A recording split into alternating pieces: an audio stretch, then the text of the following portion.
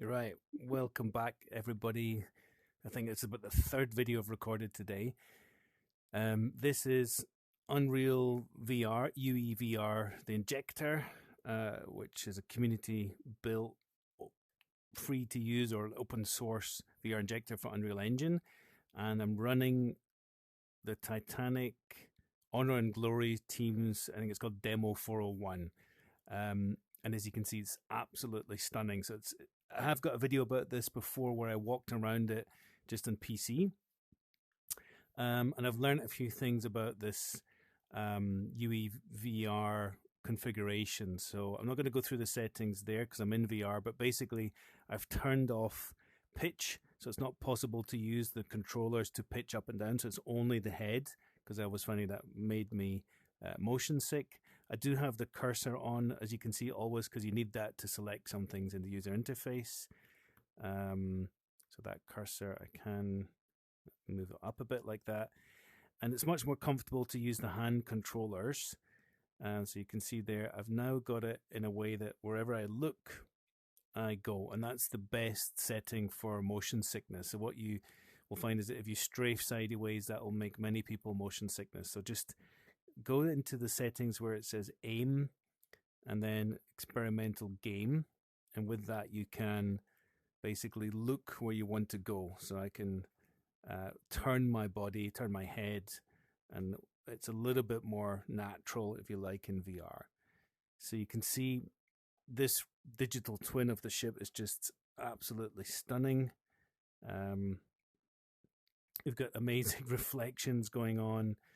I've got a little bit of problems with the control sometimes. This is a first class cabin. As you can see, it looks straight out onto a kind of veranda out there. So sometimes the controls stick, but apart from that, it's very good. You can see the textures are amazing. The modeling, all that woodwork is 3D there. It's very glossy, reflective, typical Unreal. So, yeah, cruise ship or cruise liner cabins were very different back in the day. I've also got snap turn set up. You'll see there, 45 degrees. That's a more comfortable option for me as well, even though I've got pretty good VR legs. But yeah, the detail is just amazing. I can't see my hands in VR, which I'm sure maybe that's something the developers will solve. So we're just navigating around here into this beautiful veranda here. It looks, maybe this was a private veranda for these first class cabins here. It could be 2 or 3 people were allowed to use them, but it's basically the old fashioned equivalent of the balcony, I guess. So beautiful sea out there, and you can see this kind of HDR sort of adaptive lighting going on in here. So I encourage you, if you've got, I don't know, 50, 60 gigabytes of free disk space, if you've got, I'd say 3080 Ti as a minimum, then I would download this. I've knocked my graphic settings down to high. It's running at 60 frames per second in VR, so it's pretty good. I haven't upscaled at all, so I'm using the OpenXR tool thingamajiggy, the F2 tool, and it's running at, I think it's 2011 by something, so it's the one scale. But I can probably upscale this for a bit more sharpness. That usually gives you sharpness. But yeah, what a stunning thing to experience in VR. So can I go through this door? This is where my mouse might come in handy. So, no. Most doors that you can walk through, they tell you pretty clearly. So let's have a look in this restaurant. I did have a look in here. It's stunning.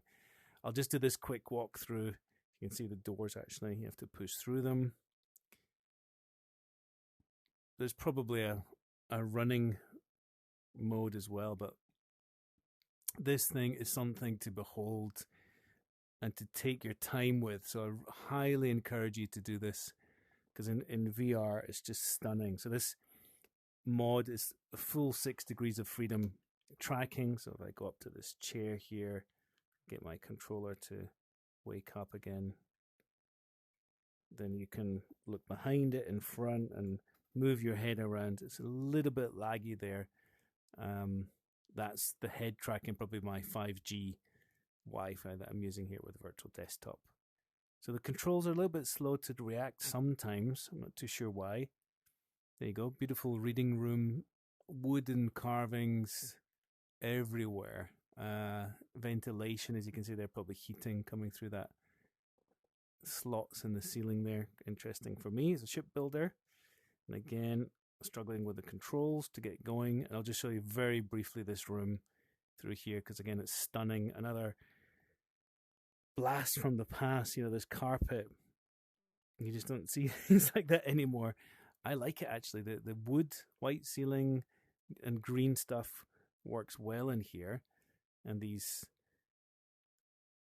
that upholstery is just, again, something really from, was it 1920s, 1930s at Titanic, 1910s, can't remember.